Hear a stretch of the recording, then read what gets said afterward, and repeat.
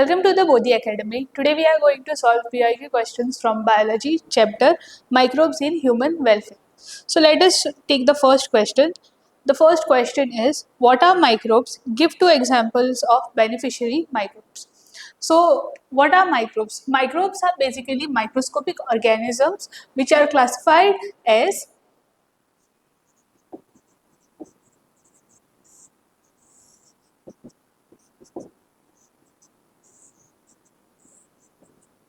microorganisms are classified into five categories, that is virus, fungi, algae, bacteria, and protozoa. So these are the five main categories of microorganisms, and microorganisms are basically microscopic organisms which are viruses, fungi, bacteria, algae, and protozoans. So we cannot see them with our naked eyes, so we need a microscope to observe this microorganism. So now the next part of the question is, write two examples of beneficiary microorganism. So the first microorganism is Rhizobium bacteria.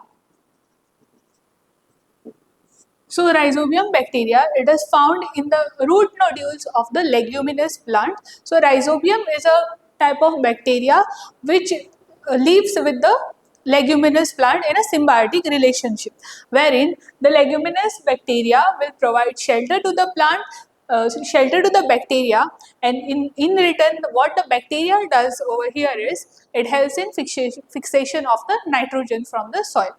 So this is one microorganism, and the second one is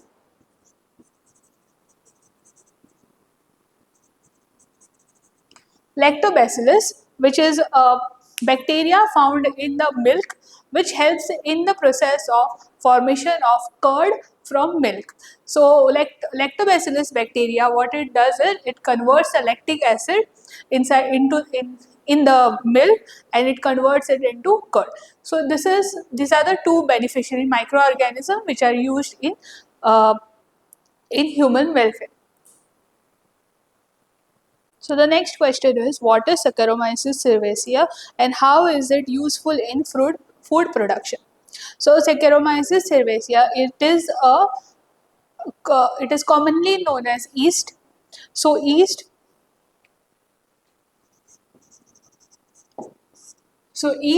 it is no the common name of Saccharomyces cerevisiae is yeast. So where it is used? Basically, yeast is used mainly in uh, two industries. First one is the bakery, wherein the yeast helps in rising that dough. What happens is yeast causes fermentation, wherein there is production of carbon dioxide,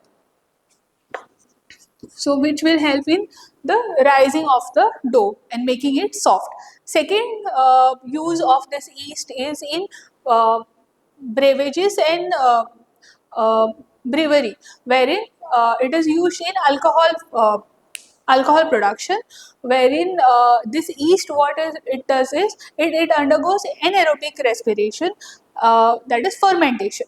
So wherein carbon dioxide and alcohol is produced as a byproduct. So this is how it is used in the food industry, that is in the brewery industry and the baking industry.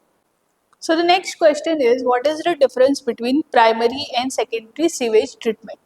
So primary and secondary sewage treatment. In primary sewage treatment, what happens is, what is done, it is a physical process wherein large debris, solids, suspended particles are removed from the sewage. So this is the first primary step, from where it is a physical process wherein large debris, then solids, suspended particles like plastics are removed from the sewage. And how this is done?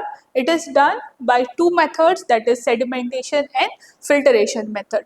Then secondary sewage treatment, it is a biological process wherein microorganisms are used to decompose organic matter in the sewage. So this is the secondary method which is this method is followed by the primary method. After primary method, the secondary method will be done, that is biological process. It is a biological process wherein microorganisms decompose the organic matter which is present in the sewage.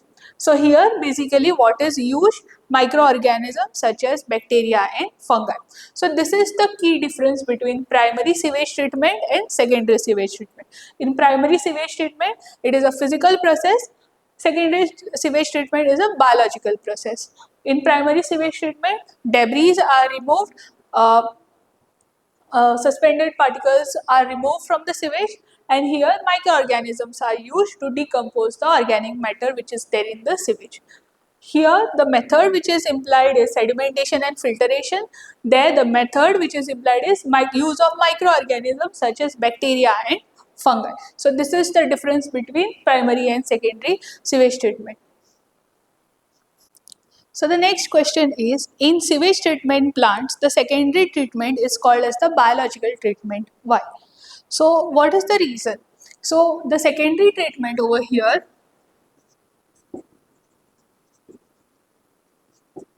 is called as the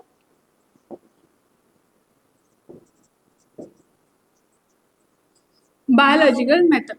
So in secondary treatment, which is followed by the primary treatment, what is done is microorganisms are used,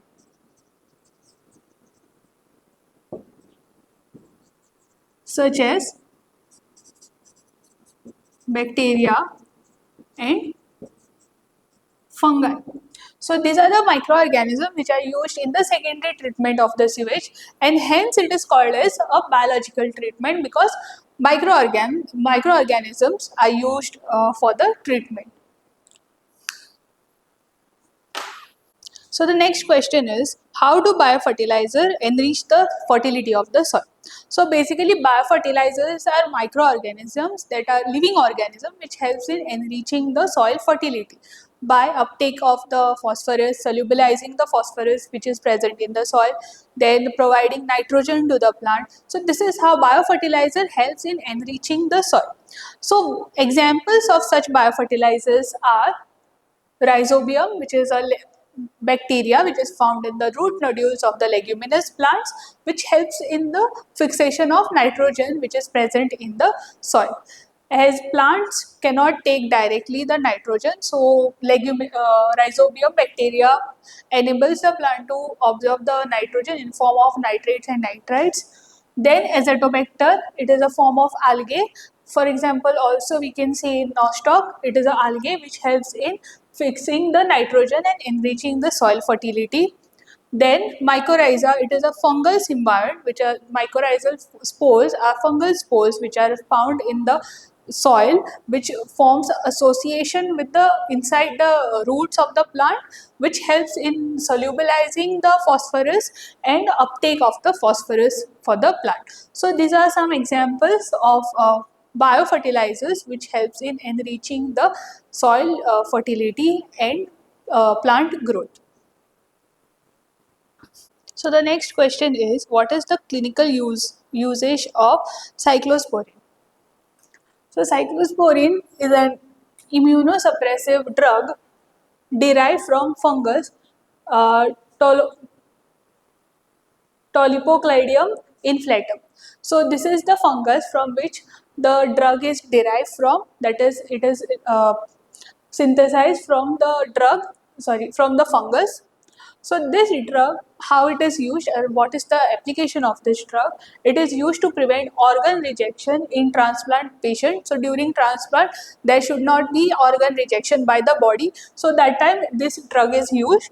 Also in autoimmune disorder, wherein the own immunity of the body will fight this is an autoimmune disorder is basically wherein your own immunity is causing harm to the body. So example of this is arthritis. So these are the two uses of the drug cyclosporin. So the next question is, how do antibiotics work? So antibiotics are basically substances which kills or stops the growth of microorganisms. So how does this happen? So basically there are different steps in the life process or life cycle of the bacteria, virus, or any microorganism. So antibiotic will stop that life process, growth process of the microorganism. So how does that happen? So the mechanism over here is, first thing, the antibiotic, what it will do is cell wall synthesis inhibition. So it will cause inhibition of the cell wall synthesis. So penicillin is a drug, it is an antibiotic which blocks the peptidoglycogen formation, that is the layer which forms the cell wall of the microorganism. So this is how it will cause the inhibition of the cell wall first. Then protein synthesis. So protein synthesis is a very important step for the survival of the microorganism. So the tetracycline drug, what it does is, it prevents the, or it inhibits the synthesis of protein. That is, it will it will target the ribosomes. So ribosomes in the cell, what it does is it helps in the protein formation. So the tetracycline drug, that is antibiotic, will target the ribosomes in the cell of the microorganism, which in turn stops the protein synthesis. So DNA replication inhibition, and the last step over here is, it will cause DNA replication inhibition, because the microorganism, they will reproduce their copies by DNA replication.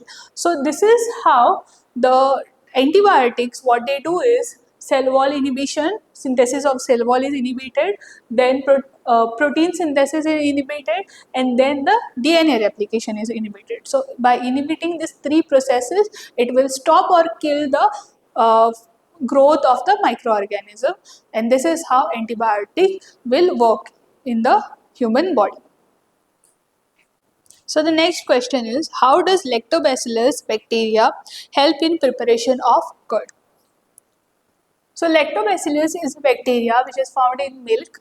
Basically, how the process happens over here, that is formation of, from milk, how you get curd. So basically, this is the process which is done by the bacteria lactobacillus. So how does it does that? So first thing is, the lactobacillus will convert lactose, that is milk sugar, into lactic acid through the process of fermentation. So fermentation is an anaerobic process wherein the lactose which is there, which is a milk sugar, will be converted into lactic acid. Then the lactic acid which is there, it will lower the pH of the milk. So it will lower the pH, causing milk protein, that is the casein which is there, to coagulate, and you will get the curd. So that coagulation of that milk solid is called as curd, and that whey will be separated out from the milk. So this process happens because of the lactobacillus bacteria, which converts the lactose into lactic acid. Because of the lactic acid being acidic in nature, it will lower the pH, causing the milk protein which is there, that is the casein, to coagulate and form curd. So this is how lactobacillus bacteria helps in the formation of curd. So the next question is, explain the role of microbes in industrial production with suitable examples. So microorganisms are basically used in industrial production for producing various materials. Some examples are over here, like for fermentation, that is Saccharomyces cerevisiae. It is a yeast which is used in alcohol and bread production. Then antibiotic production, so penicillium from penicillin from penicillium. So penicillium is a fungus from which we get the antibiotic penicillium, which is used in preparation of antibiotic. Then streptomyces from streptomycin. So streptomycin is a microorganism from which we get streptomyces, that is a antibiotic. Then dairy industry, here we use two microorganisms, that is lactobacillus and streptococcus. So lactobacillus is used in preparation of curd, and streptococcus is used in preparation of yogurt. Then enzyme production, there are two, the Asparagus niger, this is a fungus which is used in the preparation of enzyme, that is citric acid. Then Bacillus subtilis, it is a bacteria which is used in the production of enzyme amylase. So these are some examples in the processes which are involved in the in the industries for production of alcohol breads. We use yeast, that is Saccharomyces cerevisiae. Then for production of antibiotic we use penicillin and streptomycin. Then in dairy industry, the most common bacteria which is used is Lactobacillus and Streptococcus. And in production of enzymes, we use Aspergillus niger and Bacillus subtilis for production of citric acid and amylase. Also, microorganisms are used in sewage treatment plants for biological treatment of the sewage. So these are some applications of microorganism in the industrial production with examples. So the last question is, name any two species of fungi used in antibiotic production. So the first species over here is Penicillium notatum. So this is the species of fungi which is used in production of penicillin, which is a antibiotic. Then the second example of fungus is Streptomycin gracius, which is producing the antibiotic, that is streptomycin, which is used in the treatment of tuberculosis. So these are the two examples of fungi which are used in production of antibiotic. So thank you for watching today's video. Please don't forget to like, comment, share and subscribe to the Bodhi Academy.